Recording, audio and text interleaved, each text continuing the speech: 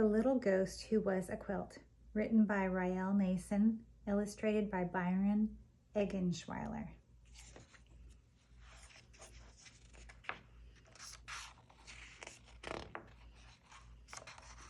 Once there was a little ghost who was a quilt. He didn't know why he was a quilt. His mom and dad and all his friends were sheets. They were light as air. They flew high and fast and twirled and whirled in the sky. They could even ride on a gust of wind and then whoosh back to the ground like they were going down an invisible slide. The little ghost who was a quilt was heavy because of his layers of fabric. It was hard for him to lift off, and he was a slow flyer. He got hot and sweaty when he tried to go faster. The only time he attempted to twirl and whirl, it didn't end well. One day, he and his friends were at the park when they heard someone coming.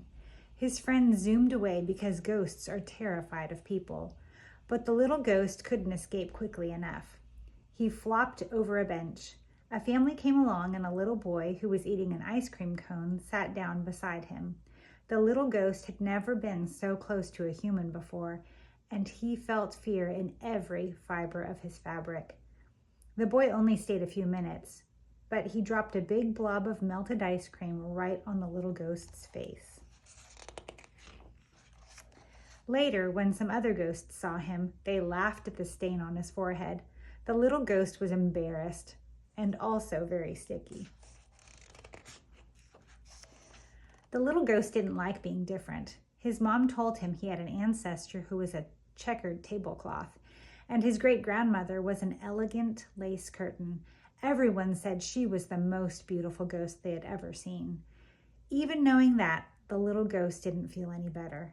He wished he was just one fabric and not a whole bunch of squares sewn together. The other ghosts called him Scrappy, and he didn't like that. But there was one day that always cheered him up: Halloween. People seemed excited about ghosts on Halloween, and sometimes children dressed as them to trick or treat. Every year the ghosts went to watch the festivities.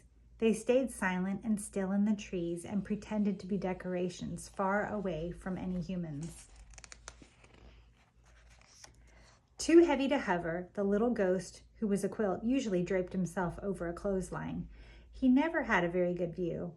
This year he had a better plan. He remembered how close he had been to the boy at the park, so he decided he would be brave and fold himself over a chair on a porch, right in the center of the action. Halloween night came, and the little ghost flew as fast as he could, but he was only halfway across a lawn when he heard people coming. At the last possible second, he flopped over the porch rail.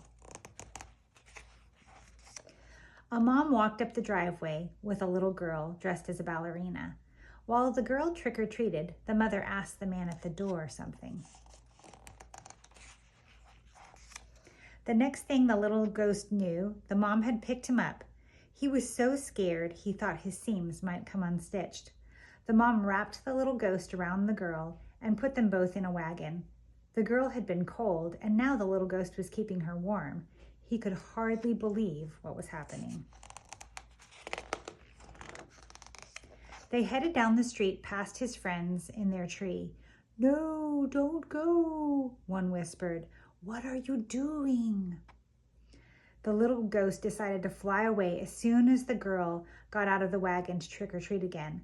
But the mom didn't turn into the next yard, or the one after that. By the time she finally walked up to a house, the little ghost was panicking. How would he get away? The mother parked the wagon and carried the girl and the little ghost into the house. The little ghost didn't know what to do. He reminded himself to stay calm and be brave. The little ghost peeked around the room. There were Halloween decorations everywhere. He saw a branch trimmed with lollipop ghosts. They looked just like his friends in the tree. The girl tucked the little ghost, who was a quilt, under her legs as she sorted her candy into piles. He felt surprisingly cozy. Maybe things would turn out okay after all. The girl ate a chocolate bar, and when she wiped her sticky fingers on the little ghost, he didn't even mind. After the little girl was asleep upstairs, her mom gently folded the little ghost, who was a quilt.